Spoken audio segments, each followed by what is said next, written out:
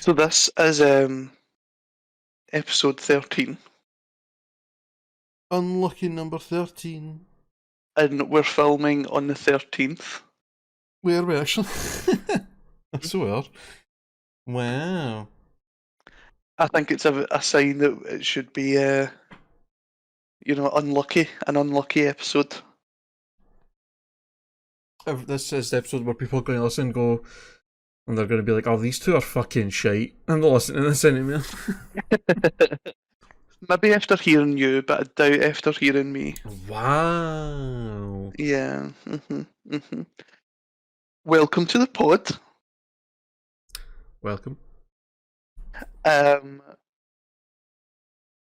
fact about me, I fell asleep to the sound of fire last night. That sounds kind of nice, actually. Guess my weekly little fact is I watched a show that made me cry this week. Oh. And if you've watched the show, it's a recent show. If you've watched it, you probably know which one it is. I feel like I kind of know what program you're talking about, but we said that we'd leave the mystery to the intros. I'll maybe, well, yeah, true. Well, did the reason that they cry, was it something unlucky?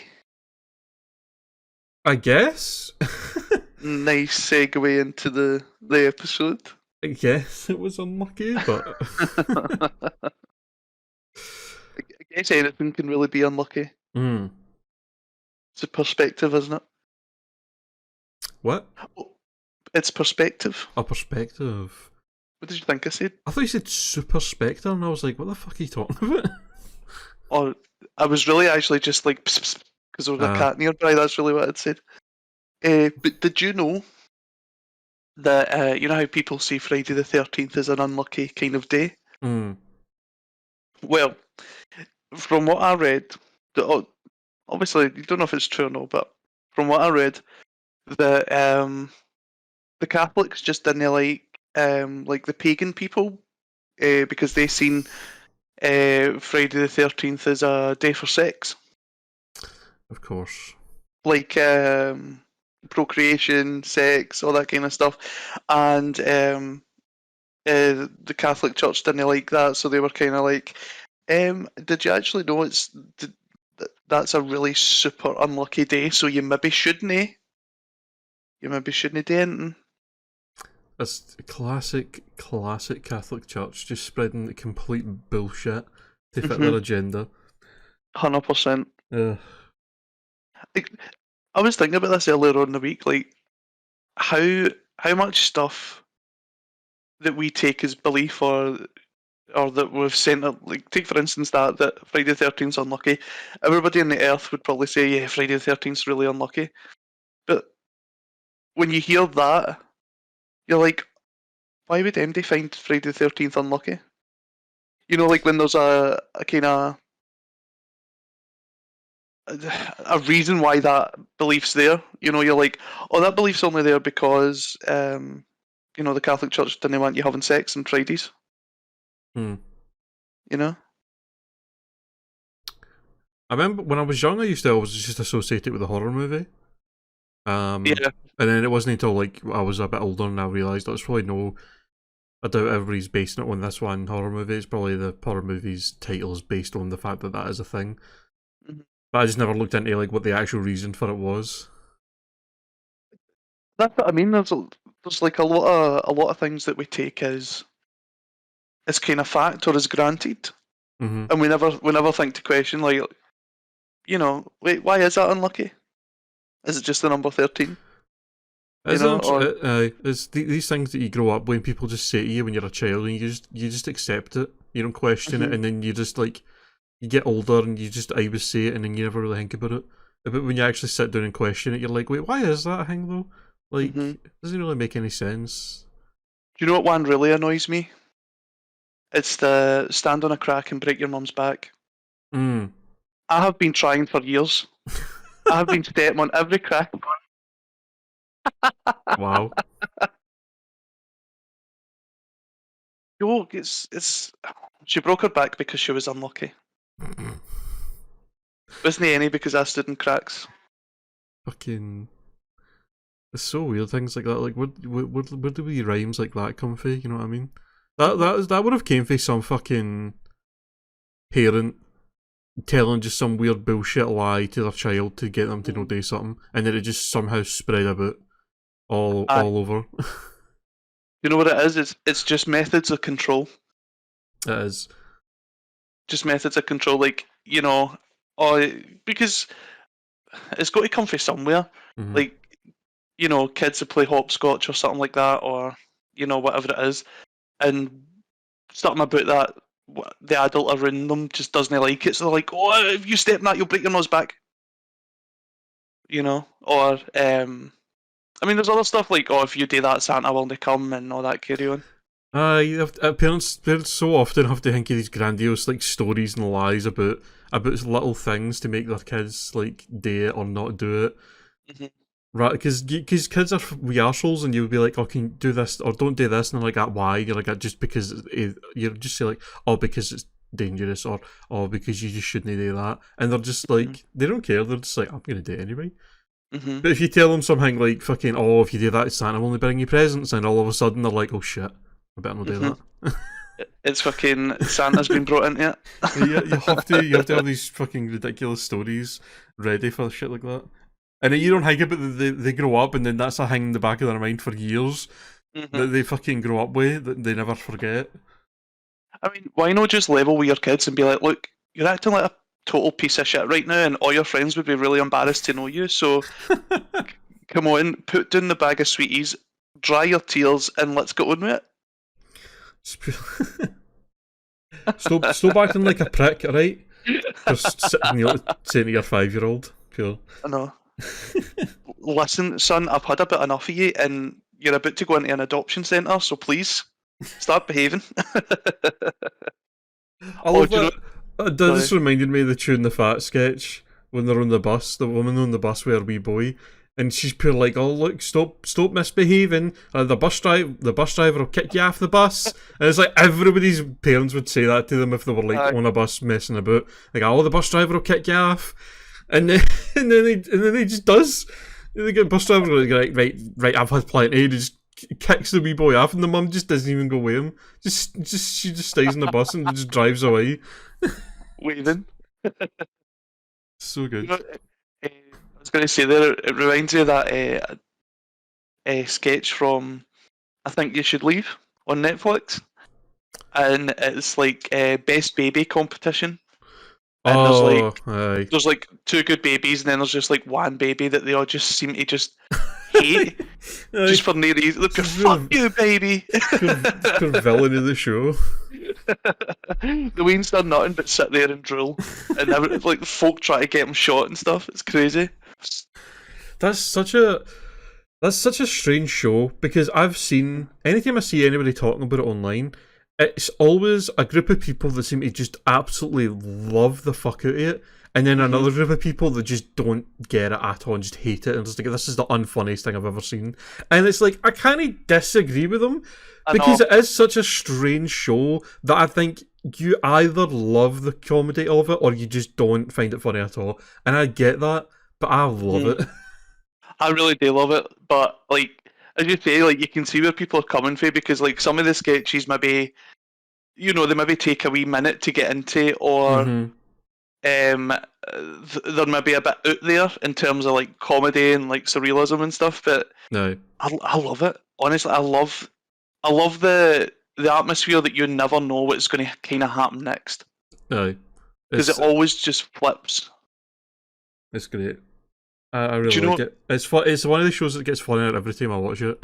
There's a lot of things like you miss, or you maybe didn't pay attention to the first time. But second time, I'd watch it forever. Honestly, it's just I think it's genius. You know, you're talking there about Tune the Fat sketch in the bus.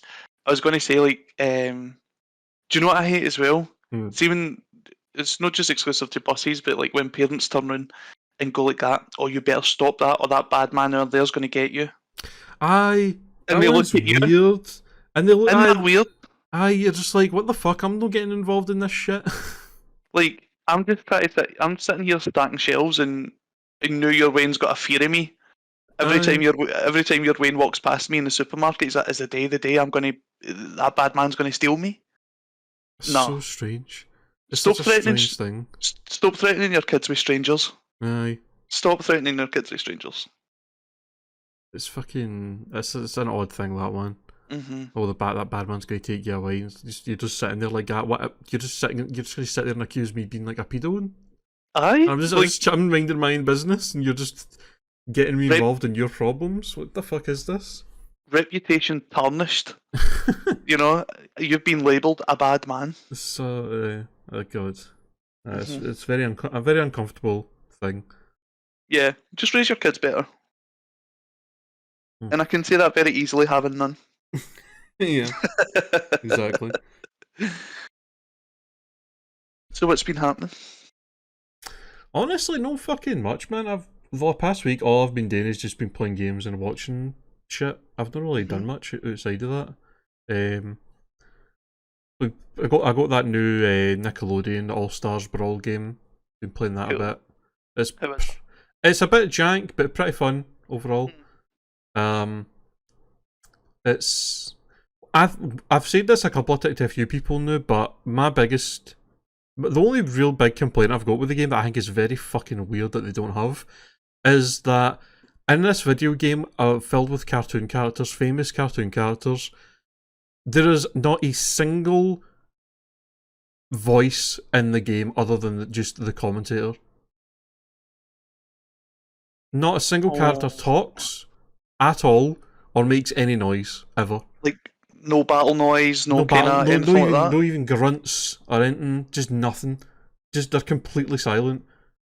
Is there music in the stages? There's music, and there's like a commentary guy that will say things every now and then.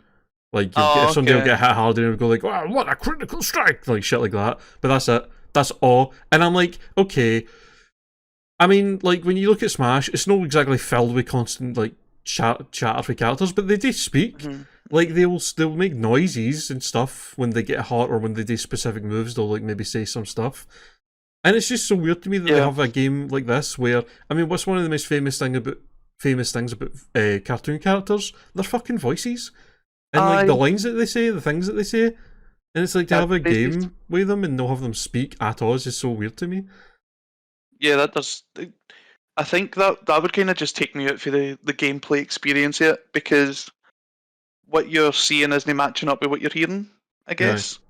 Because I imagine the people that are buying it are like Nickelodeon fans and have been fans for a long time, so they know the characters.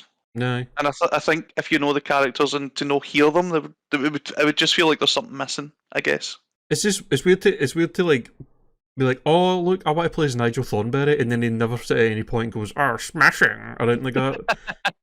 And it's like, okay, I get you're probably not going to have an easy time getting Tim Curry to voice this character, but I'm sure you could just get an impressionist that would do a fine job.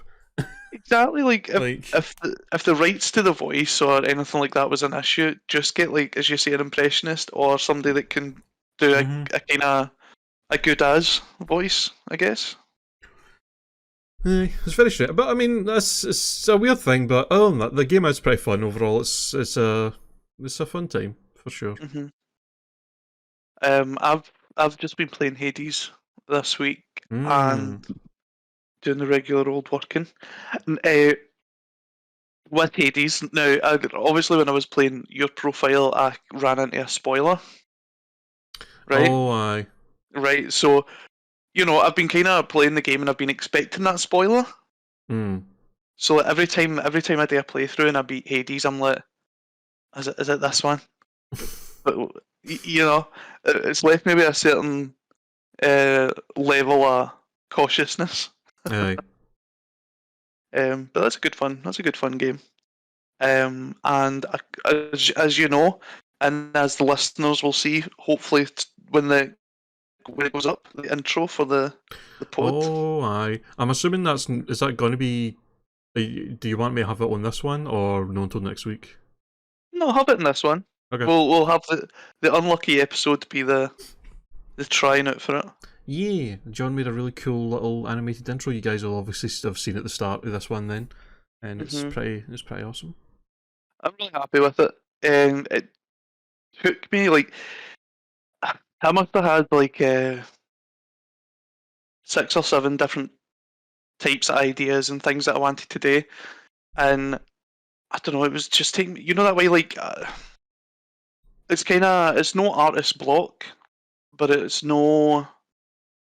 It's hard to describe. Like I knew what I wanted to do. It's just the ideas that I was coming up with, or the things that I was doing, just weren't quite hitting the mark. Mm. If that makes sense. And it wasn't until like I'd kind of got a bit of your feedback, and you were like, "I'll just stick with the 8-bit," and I was like, "Aye, just stick with it." Like, I think I was just trying to do, the ideas that I had and the execution, the ideas that I had and the execution were totally different. If that makes sense. Mm. Okay. Um, Yeah. but I mean, I'm really happy with the intro, the way that it turned out. Like, it was a wee bit of hard work, but Yeah. yeah, it was good fun. It was good fun. It looks really good, man.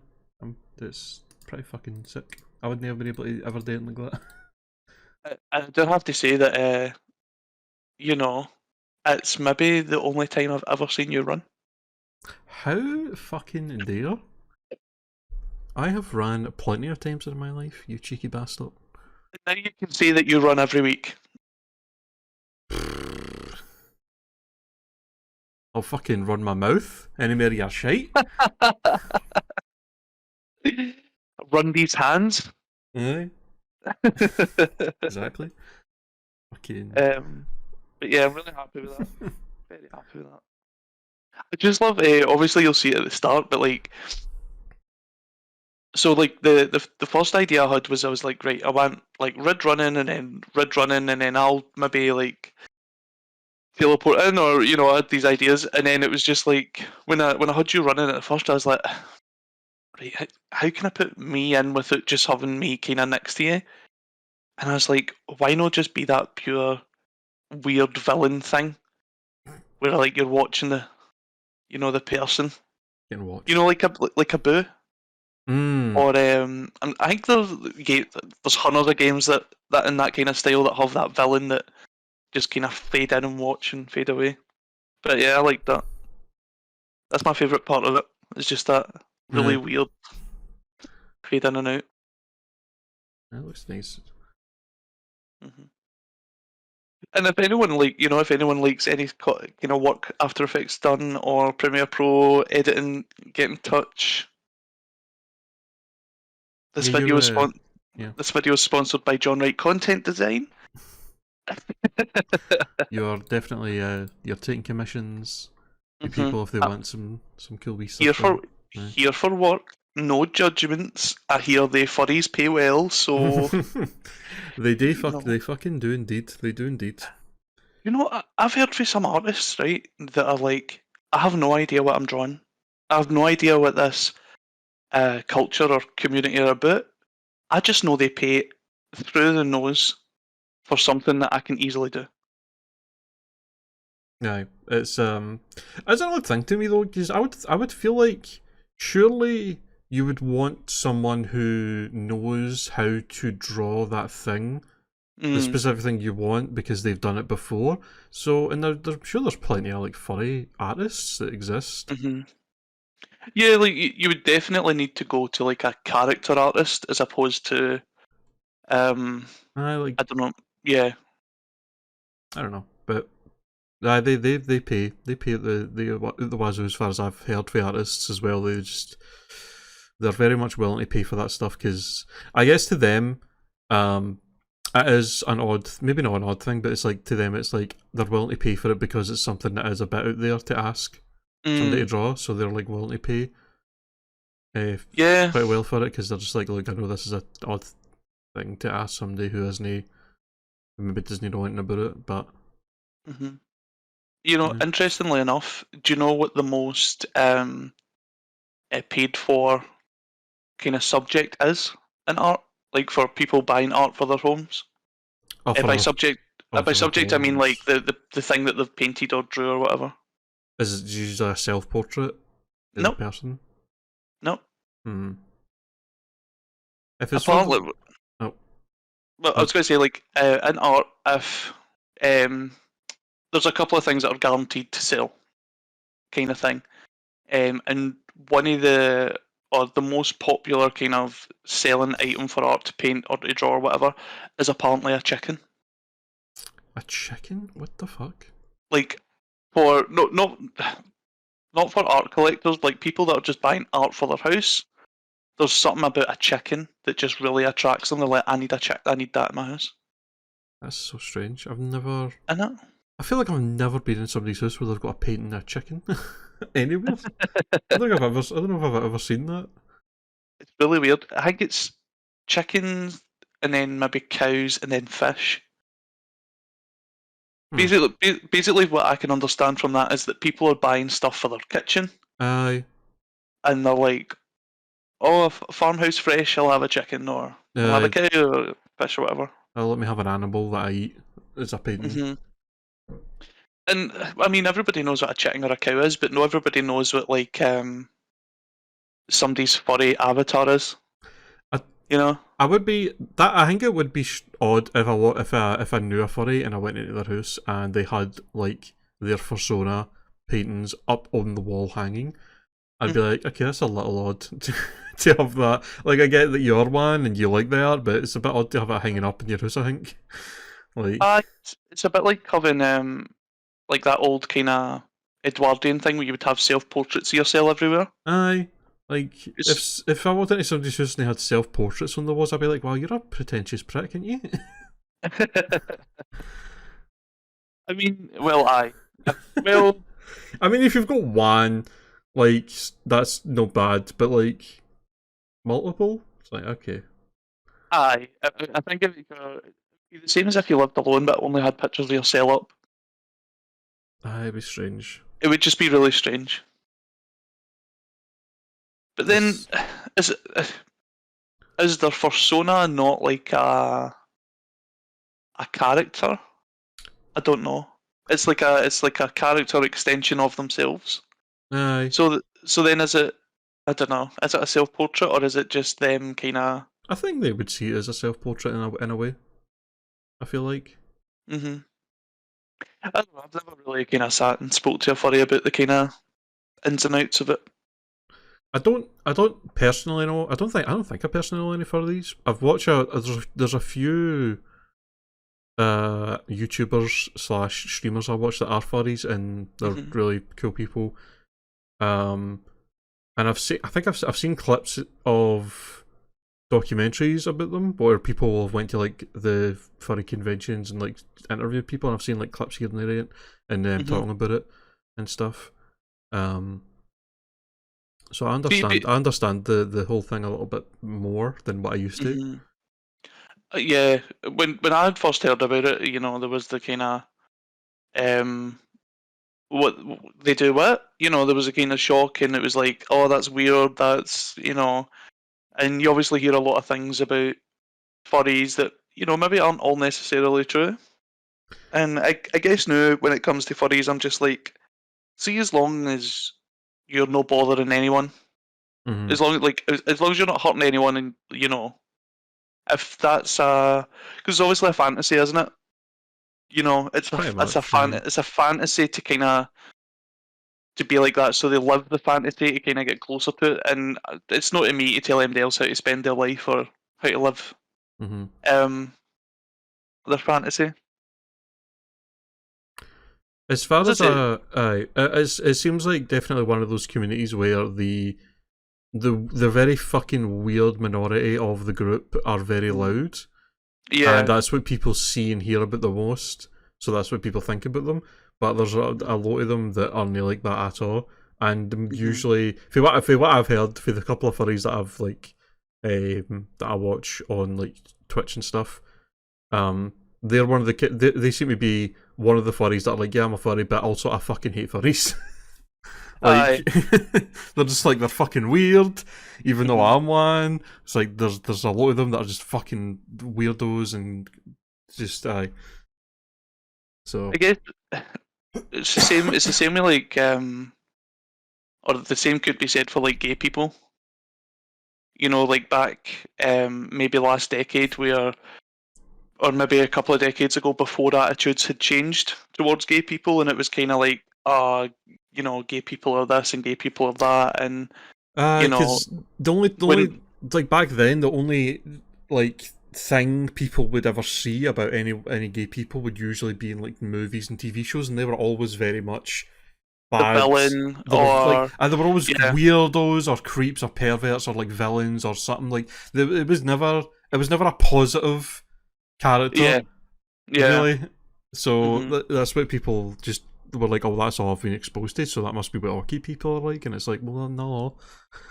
That's so true. Like, I think chances are, like, people, if you're not looking for it, you'll never find it. So there's people out there who are maybe not gay and are not looking for it, and they've went 30 years of their life without ever having to know about it, and then all of a sudden a gay person comes up to them and they don't know how to react because all the media that they've consumed for the past couple of decades has all been about how gay people are untrustworthy, how they are, as you say, they're this, they're that, the next thing. It's bad. It's crazy to me that people will watch like fictional media about that'll have a certain group of people in it that are clearly put in a negative light, and they will just sit there and be like, oh, well, they all must be like that. I'm not going to do any critical thinking for myself and think, oh, wait, no, all humans are different, and there's always going to be some bad people and always all the good people in every single kind of group, but I'm just going to assume that they're all like this because I watched this movie once that had them in it and they were like that. And it's like, that's just crazy to me that people kind of just think a little beyond that. It's fucking... I mean, for us, labels can be good in the sense that they can kind of help people understand where people are coming from, but I think also labels can be sometimes detrimental, especially dependent on how another person might take that label. Some people might see a label as gay being a good thing, but other people might see it as a bad thing. So the same with furries, like some people, before they've even spoke to a furry, know what furry culture is, they've just heard things about furries that they know they don't like, so they're like, nah, every furry's this or that or the next thing. They're definitely...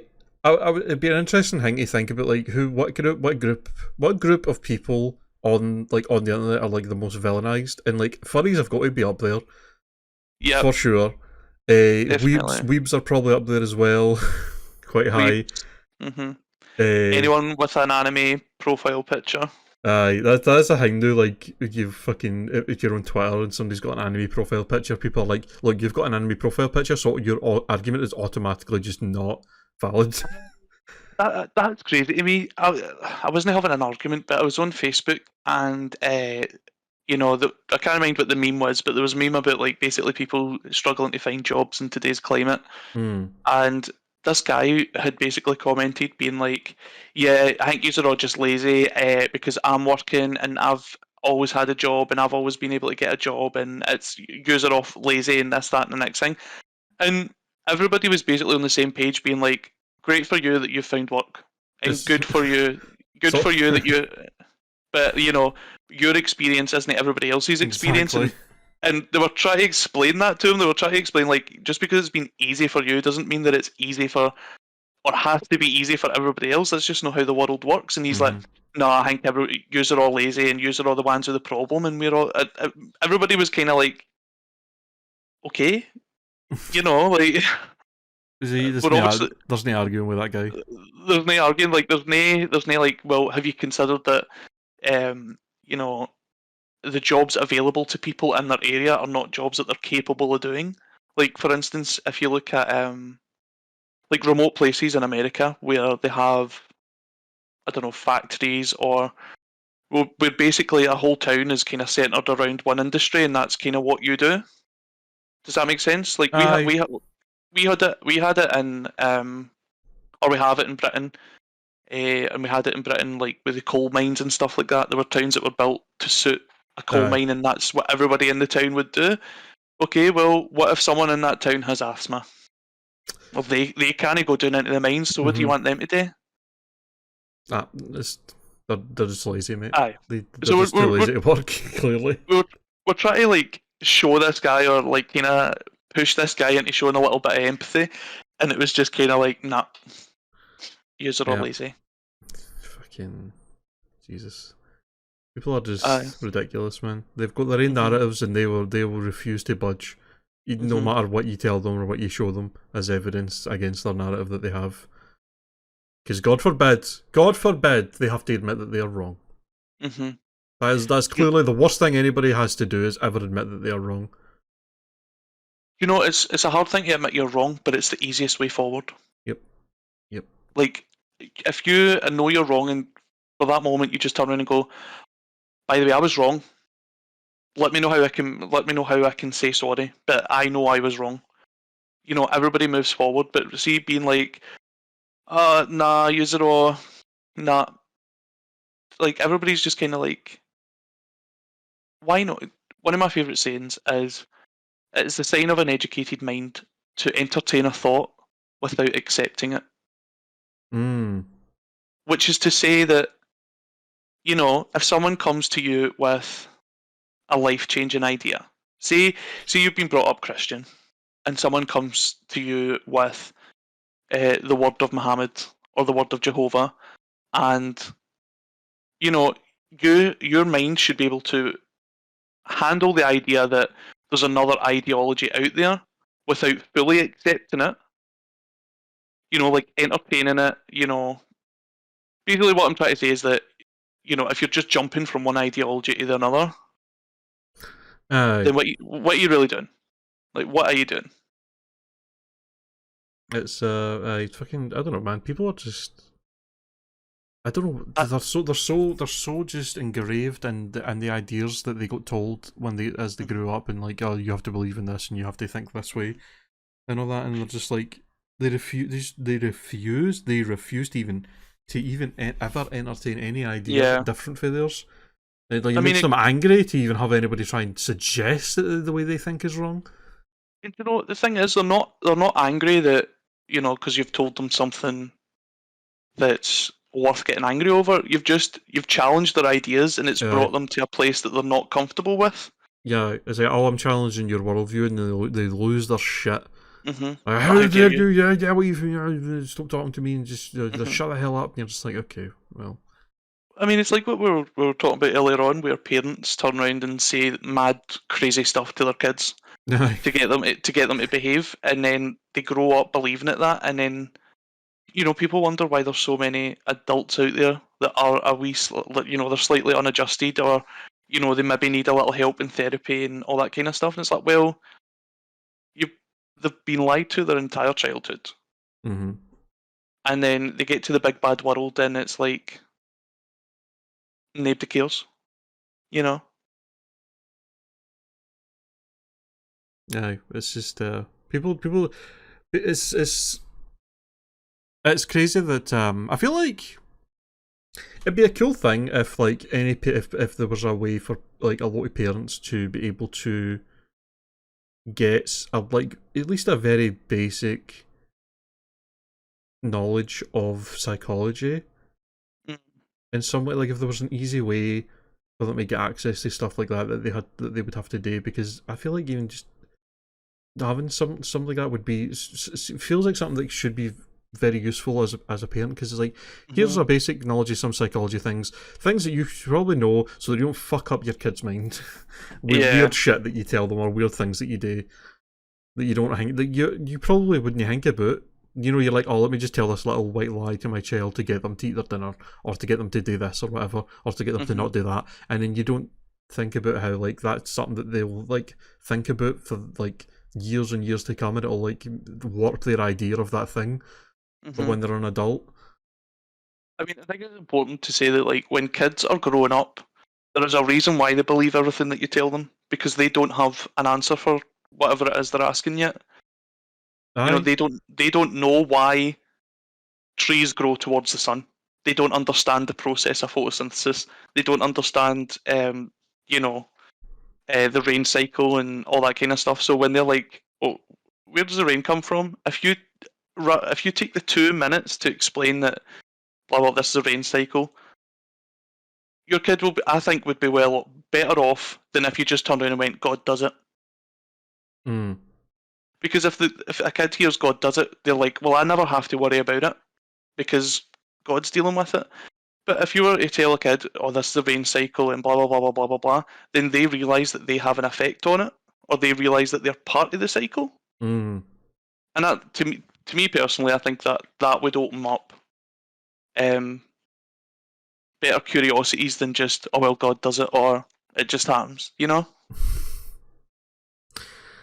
It's it seems like I get that parenting is exhausting, an exhausting thing, obviously, but like a lot of parents seem to just don't want to talk to their kids or teach them stuff. Like the kids will obviously kids ask a lot of questions because I mean they don't fucking know anything about anything. They don't. They literally don't know. You're like, oh, what's that? Oh, why does that do that? And a lot of parents will just call it because it just does, alright. Because they just can't be asked, and it's like, oh, come on. And sometimes they don't know the answer. Aye, and I think it's fine. You know? That's the thing. If you're a parent and your kid asks you something like that, and you're like, oh, well, I don't want to tell them that I don't know. I think that's fine. I think it's fine for for like a parent to tell their kid, oh, I don't know how it works.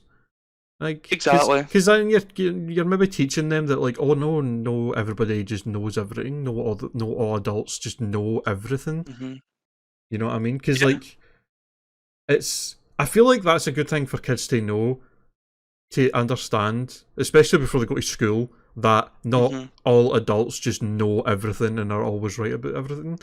Because you'll get, and when you go to school, you get arsehole teachers. Like, the amount of stories I've heard of people are like, they had to learn the hard way through like their shitty school teachers about how adults just don't know everything and can be like wrong quite often because they'll have these shitty teachers that'll like blatantly be wrong about something when the kid knows they're not. Yeah. Like the kid will be like, I know this is right, and the teacher's like just doesn't know, and they're like, oh no, it isn't. Like I bet it is. Aye. And they're just like, then they have this shit experience where like, what the fuck? I don't know. It's just.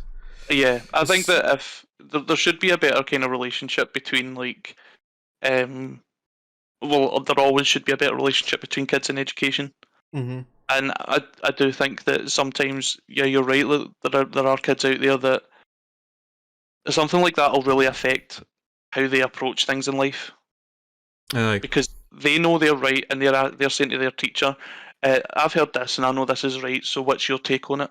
And if their take on it is just that you're wrong, well, then that kid learns that, oh well, I won't raise my hands in class then because I'm just going to be told I'm wrong when I'm right. Aye, it's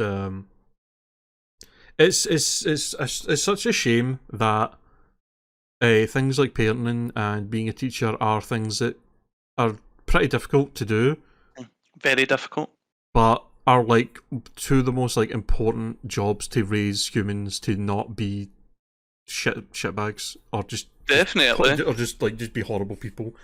Yeah, it's like so important, and yet just so many shitty people do it because people seem to think having kids is like some fucking thing everybody has to do, or they think having a kid solves their problems. And then people get into teaching that clearly don't have any passion for it and just like do the bare minimum, or think about the money and the holidays rather than the kids and the education.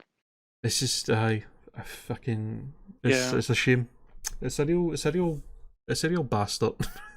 I would definitely agree that there kind of needs to be some kind of, I don't know, kind of a talk around it or a thought about it, because I don't know. I think the kids need a mixture of basically a mum to be like, you're doing amazing, sweetie.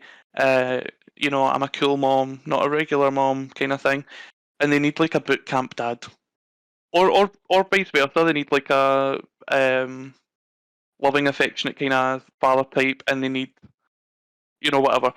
Basically, the kids need to know how to storm Normandy Beach, but they also need to know how to write a lovely, beautiful poem. No, it's fucking. It's one of the biggest fucking things that's hard to solve, because it's like you can't tell people that they're not allowed to have kids, really. Yeah.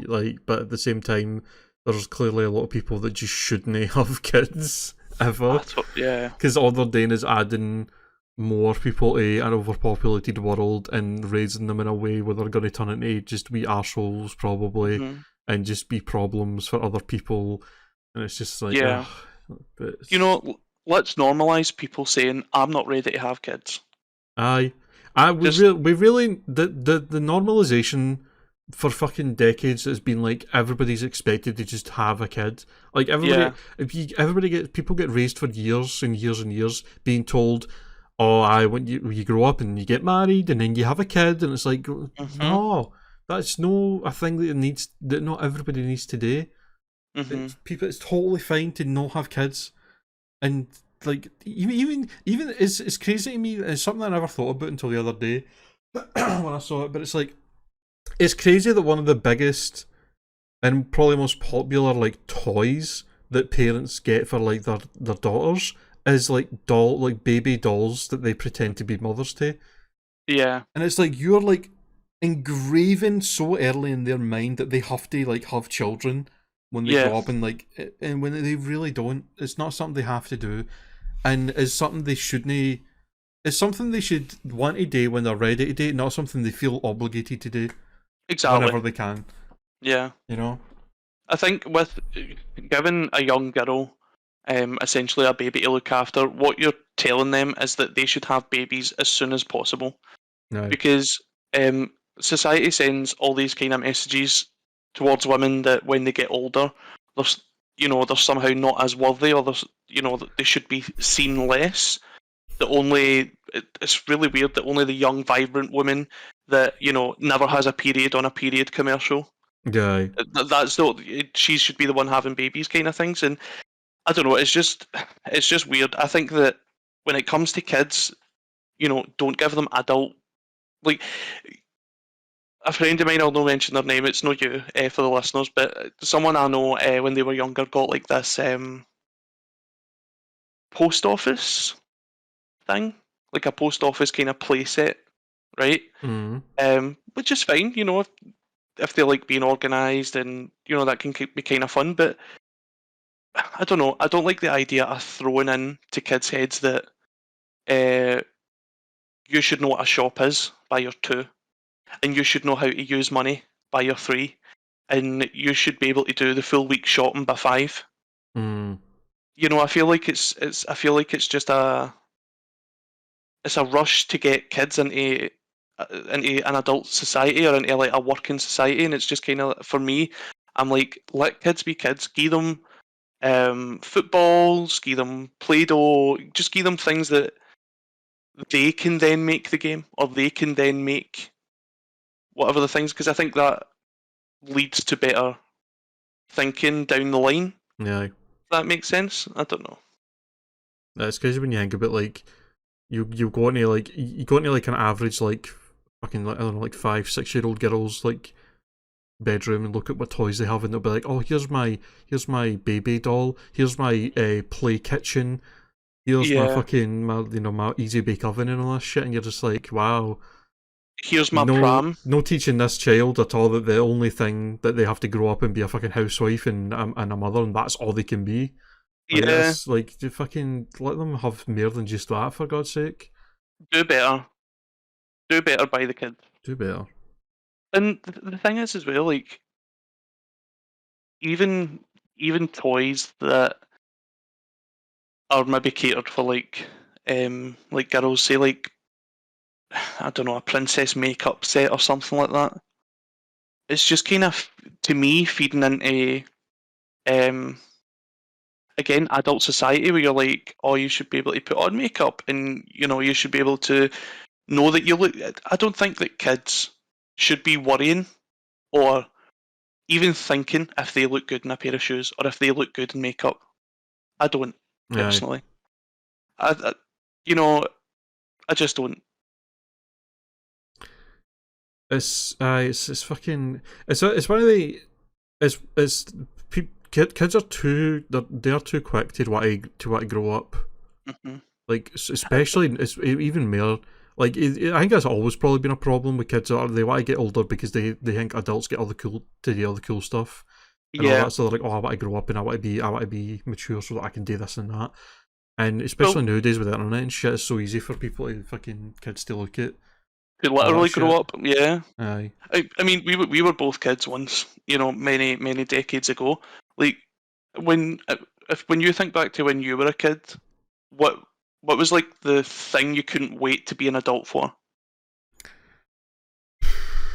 I actually don't know. I don't know if I ever had thoughts about that as much.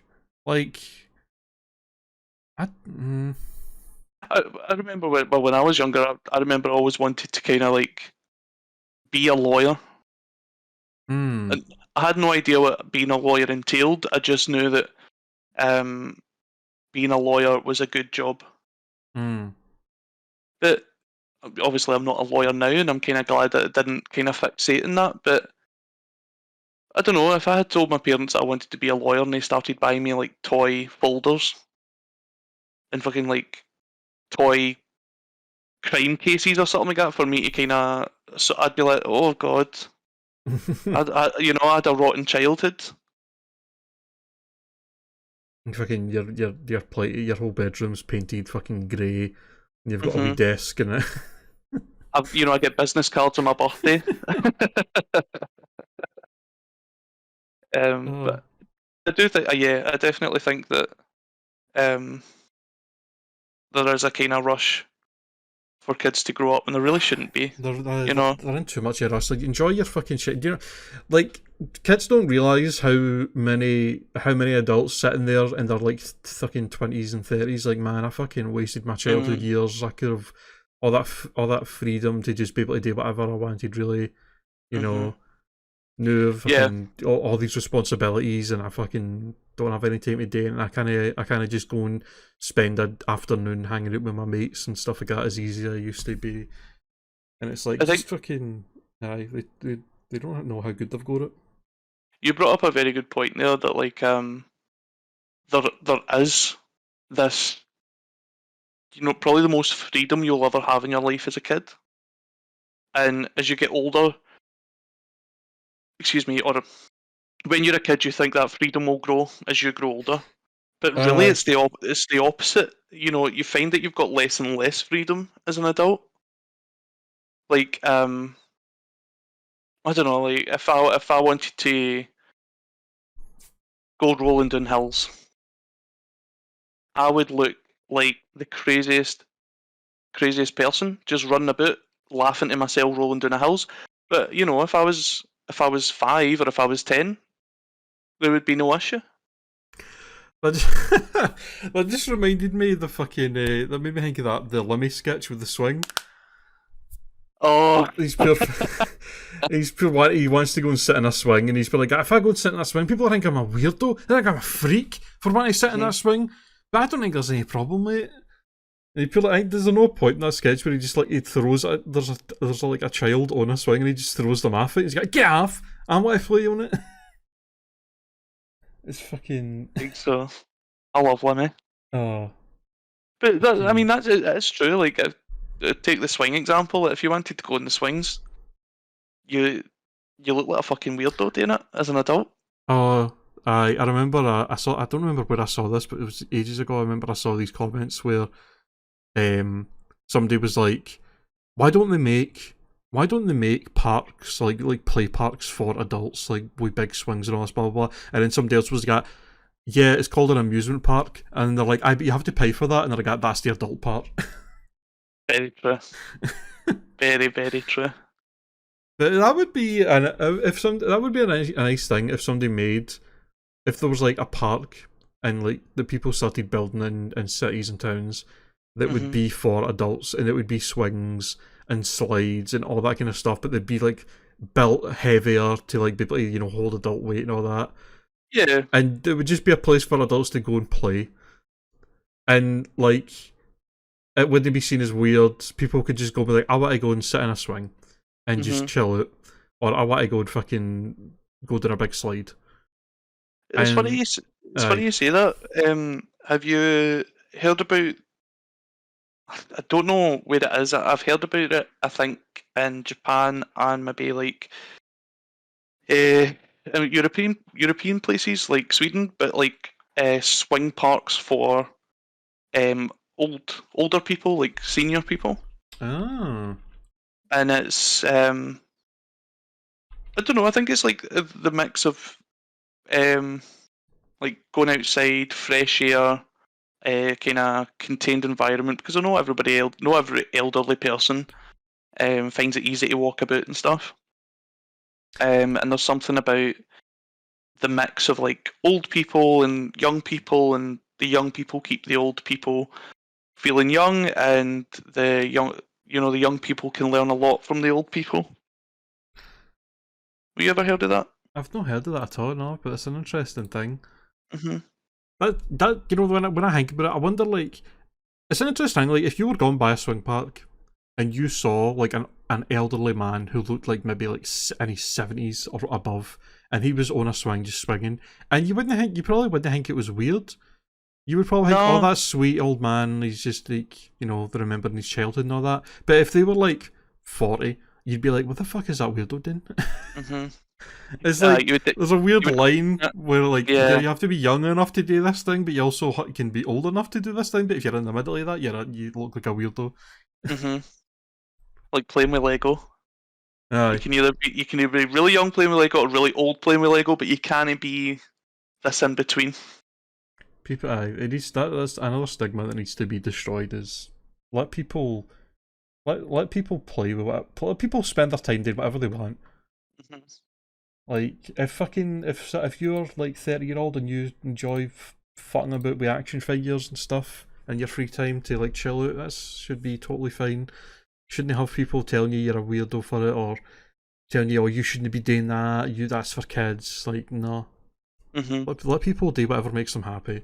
If it's not hurting anybody. Yeah, I think the problem with where we are today in a lot of places in the world is that everything is really rigid and strict. You know, you have to be this type of person and you have to have this type of life for it. Do you know what I mean? And if you want to spend your whole life wearing green, do it. Mm.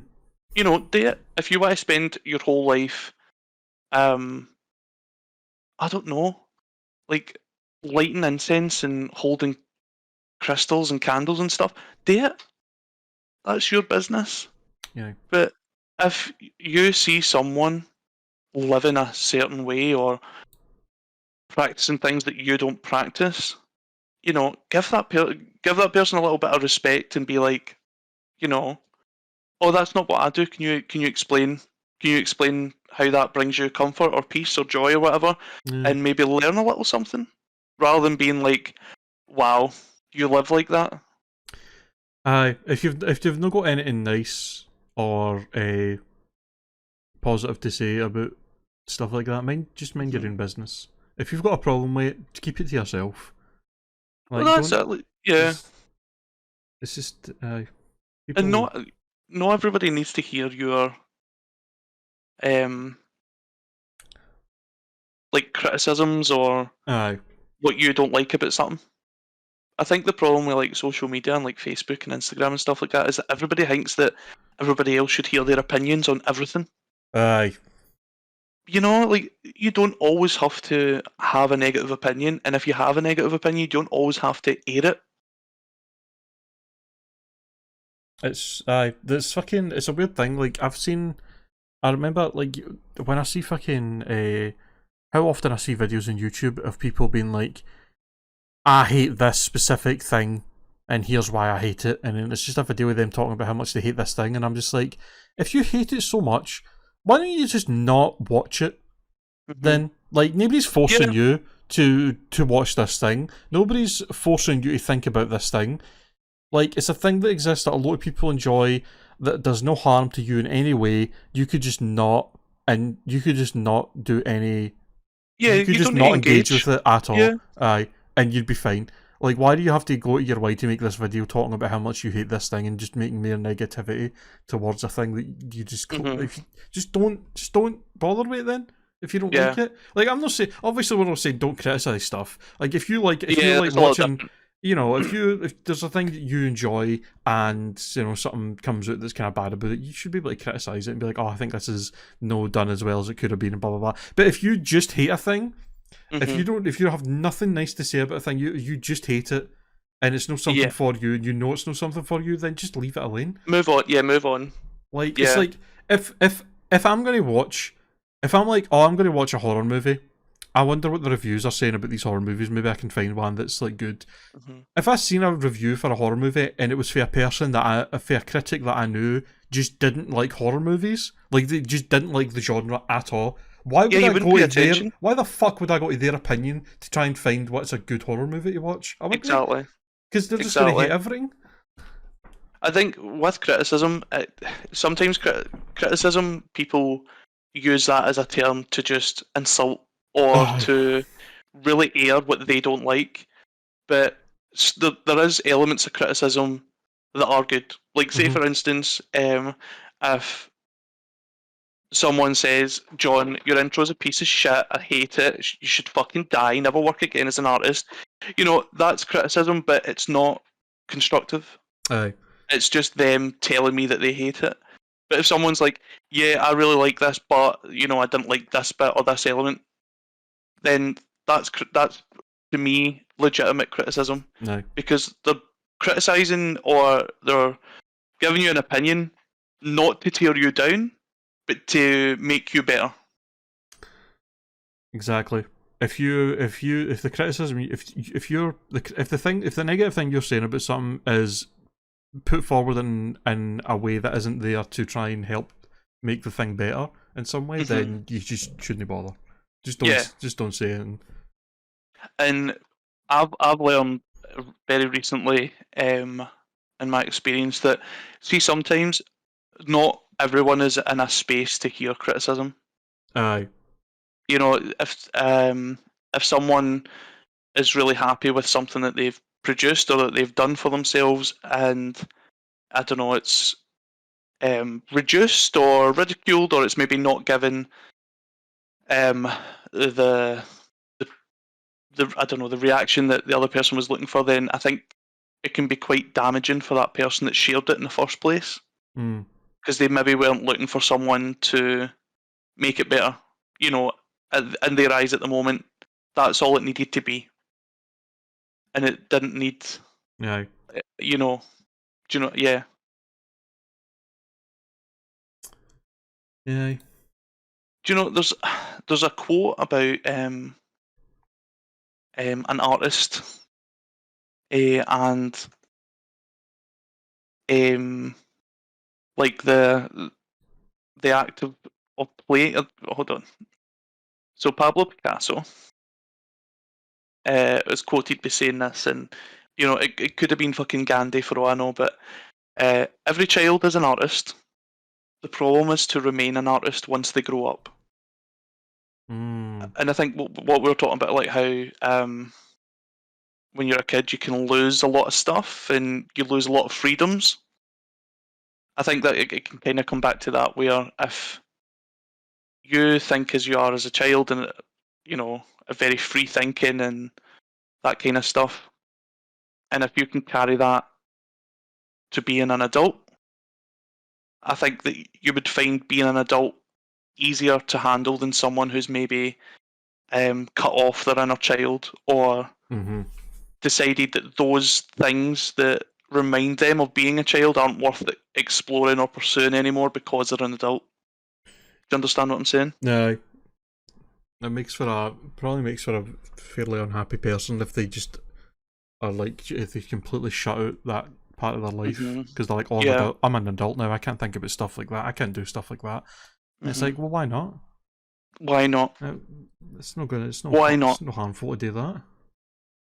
I love saying to Alan, like, if Alan's like, oh, what do you want to do for dinner tonight, or what do you want to do today, blah, blah, blah. I'm like, Alan, we're adults. We can do whatever we want. No. And when I say that as in, if I wanted to build Lego, I'll do it. If I wanted to, I don't know, if I wanted to go out a walk and pick stones and, you know, just do something, do it. Just do it. Just fucking do it. Just fucking do it. Get it fucking done. Grab your inner fucking child, boot them out your body, and go on a fucking lovely day. Go and fucking skip stones, alright? Fucking touch grass, fucking assholes. You're aggressive as fuck. Aggressive motivation. Imagine you hear a lot or get a lot of that at the gym. Aye. You know? Fucking push harder, you piece of shit. No. What are you having for dinner tonight? I've no idea. I've no idea at all. I'm gonna have to pop to the co-op to get a couple of things. So I don't know. I might get something while I'm there. Do you like meringue? I have no opinion of it, to be honest. I was going to say co-op do a lovely dessert, and it's a toffee and pecan meringue. It's very delicious. If you like meringue, it's very delicious. If you have no opinions or thoughts about meringue, you'll probably just not like it. A meringue is something that I honestly couldn't tell you if I've definitely had it in my life or no. But if you asked me to describe the taste, I probably couldn't. Because if I have ate it, it's something I've ate maybe once or twice, and it was probably so long ago that I just don't remember. So. With meringue, I would say you would remember the texture before you do the taste. It's one of the ones. I'm a wee bit funny with meringue. Like I can only have meringue in certain things, but co-op, well done to you, because the meringue yous have got a like. Excuse me. I think that's probably a good place for us to finish up then, I think. We've been gone for just about an hour. How do you never ask me what I'm having for fucking dinner? What are you having for dinner, John? I don't know. Glad I asked. I have no idea, and I don't even know where to start. I thought you had all your dinners planned out before you even go to Well, bed. I do, but I don't know if I'm going to have it. I was going to make a sausage and broccoli stew. Ooh. The only reason the broccoli's involved is because I froze broccoli. And have you ever frozen broccoli before? Can I say I have now? Okay, well, I froze broccoli, and you know how the actual broccoli at the top of the stem? Well, in the freezer, all that's broke off, so I've just got stems and a pile of broccoli at the bottom of the bag. Oh. So I don't know what to do with the frozen stems, so they're getting chucked in a stew. Fair enough. But yeah, but I don't know if I'll have that. I might just have sausages. I don't know. It's the weather's been funny, so I don't know. The weather affects what I eat, I think. You know, if it's like a really cold day, I'd prefer something like a stew or mince and tatties. Or if it's a rainy day, I guess I prefer like spaghetti or something. I don't know. But hey, I've had a wonderful time talking on the pod this week. Same. And sound off in the comments. Let me know what you think of that intro. If you think it's the biggest steaming pile of shit you've ever seen, let me know. Get that criticism in there. Get that good old fashioned hateful criticism in. Hit the dislike button. Unsubscribe. Hey, this is my channel. Don't do any of that. None of that. Like, You're not subscribe. allowed. You're not allowed to do that. No here. Like, subscribe. Alerts on. Like and subscribe. Hit that fucking bell. All that shit. Smash that motherfucking like button. But yeah, am I coming over on Friday? I don't know. What are we doing on Friday? I don't know. We'll figure something out. But thanks for listening, guys. We'll see you next week. See you next week. Bye. Bye. Bye.